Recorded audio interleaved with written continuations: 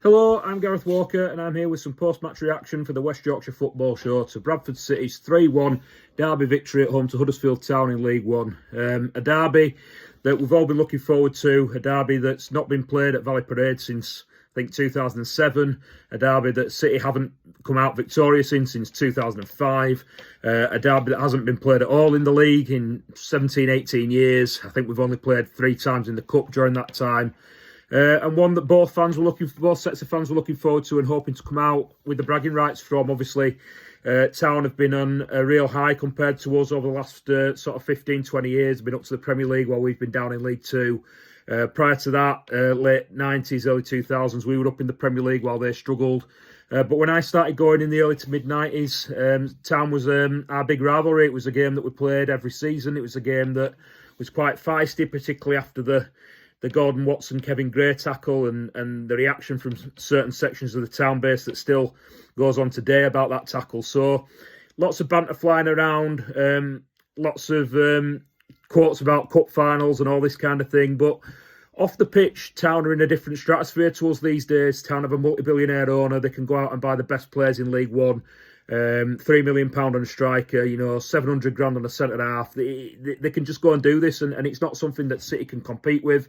But we do have an owner that is willing to back us and put money in where he can, and we've built a squad that he's really doing well at the moment and has adapted to life in League One fantastically. And we've exceeded expectations so far. So it was a game of two sides that were in the playoff positions and looking to push on and gain the bragging rights, like I say. The game started should I say the afternoon started when the team selections came out with a little bit of worry from Bradford City perspective, in the respect that Joe Wright and Curtis Tilt were both missing through injury. So Ibu Toure was playing centre half with Aidan Baldwin and the returning Matthew Pennington. That was a big boost for us that Pennington was back from injury. We had Tyreek Wright lining up at left wing back, which was a major worry because it's not a role that he's impressed in at all in his third spell at City. So that was a cause of concern. Nerfville at right wing back. Max Power and Alex Patterson came into the side in central midfield to replace Tommy Lee. And then a front three of Sarcevic, Poynton and Will Swan, who's had a great start to his Bradford City career. The game started opposite to how I was expecting it to be honest. We've been fast out of the blocks, particularly at home so far this season, and I believe that Huddersfield have been slow starters, but Huddersfield definitely started the better, knocked it about really well, played some really good football. For the first 15-20 minutes, they were well on top.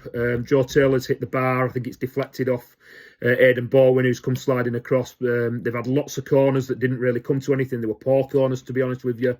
And City struggled to get a foothold in the game. First real attack that we had, we brought forward. There's an attack down the right-hand side.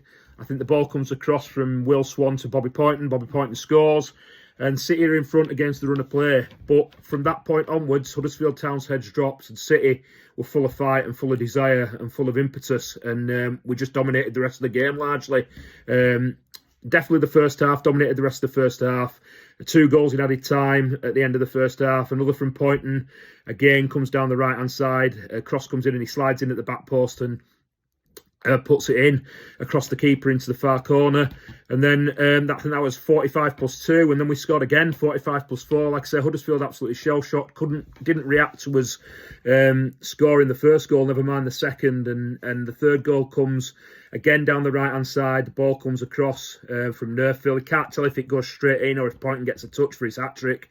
But 3-0 up at half-time and in absolute dreamland. And thoroughly deserved it really after the first 15-20 minutes. Like I say, you can have all the money in the world, you can have sign all the best players, you can play pretty attacking tiki-taka football, but heart and desire go a long way. And after a long time, despite the disparities off the field and us not owning our own ground and our own training ground and them having a multi-billionaire owner and signing all these players, we're in a level playing field when it comes to games of football. A game of football in League One, 46 games each, a home game and away game against each other, and we're 3-0 up at half time through heart and desire and taking advantage of their heads dropping really.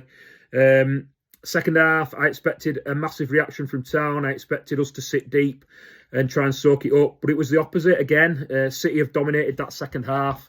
Should have scored more goals. Really, Will Swan's hit the bar. Could have been 4-0. It's a great attempt at goal. It's the top of the bar. And Huddersfield actually scored against an underplay, really. They gained a foothold in the second half, last sort of 15, 20 minutes, when Aidan Baldwin goes off injured. And we've got a real makeshift back three then of Pennington's had to move into the middle, and then we've got a right back playing at centre back and a left back playing at centre back in Tory and Halliday, and they took advantage of it. They started putting balls into the box, and obviously we didn't have the centre backs on to cope with it. Bit of disorganisation there, and they've scored from a corner, and they carried on doing that for the last sort of 10 minutes. Kept putting balls into the box, kept putting us under pressure. But I think we'd learned. We brought Kieran Kelly and Andy Cook on for that height at the back. And it really worked for us, and we managed to see the game out. What I will say is that, having been totally worried, I suppose, about Tariq Wright playing at left wing back today, I thought he was absolutely fantastic.